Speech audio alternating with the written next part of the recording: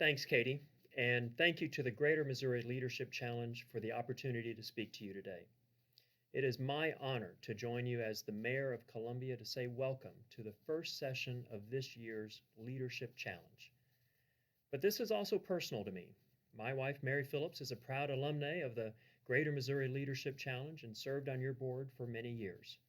Your participation in this program and this discussion is so important.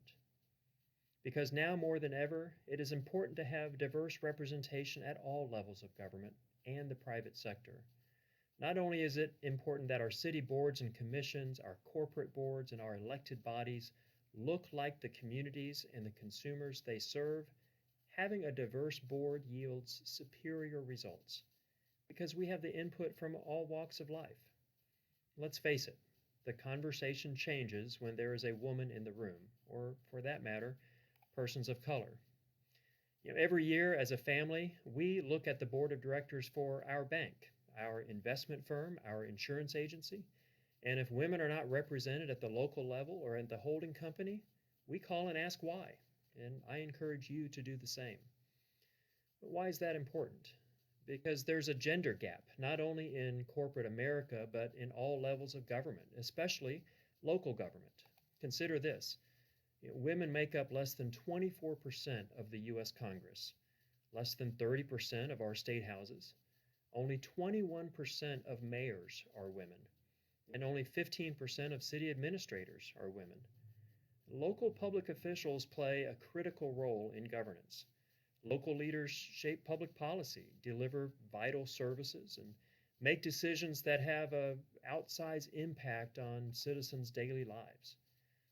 But in addition to elected positions, many of these leaders serve on civic boards and commissions, which yield substantial influence over public policy implementation and service delivery. But women are often underrepresented on civic boards and commissions. I'm working to change that. Because if you want to change what happens in government, we have to change the people we send there. And the pipeline to serve in these positions of leadership in state legislatures and Congress often begins at the planning and zoning and the city council level. But while women are more likely to serve on committees of their school or places of worship, they're less likely to serve on civic boards and commissions, and too often they have to be asked to apply. There's an excellent study by Rachel Dickey of MU's Truman School of Public Affairs here in Columbia. Her study found that appointing women to boards and commissions increases the public trust of government. As we have found out, trust in government is an essential function of our democracy. Her study also found that having women as leaders also boosts efficiency. Evidence shows that women-led civic or corporate boards increase the organization's effectiveness and efficiency. And having women as leaders also improves the lives of residents because women decision makers are more inclined than their male colleagues to focus on economic empowerment or health initiatives or violence against women.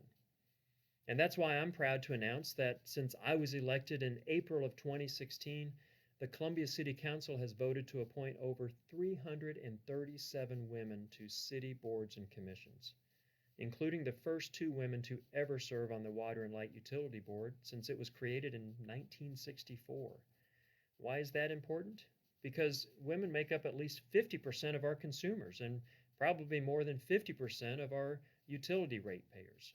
We need that expertise and perspective when it comes to higher utility rates.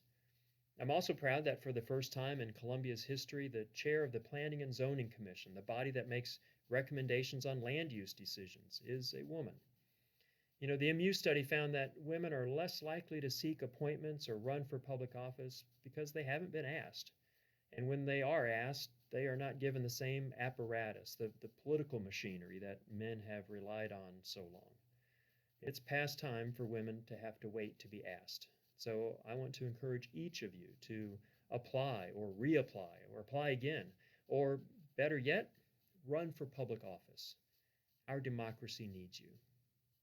Thank you for your service, thank you for your leadership, and thank you for this important discussion.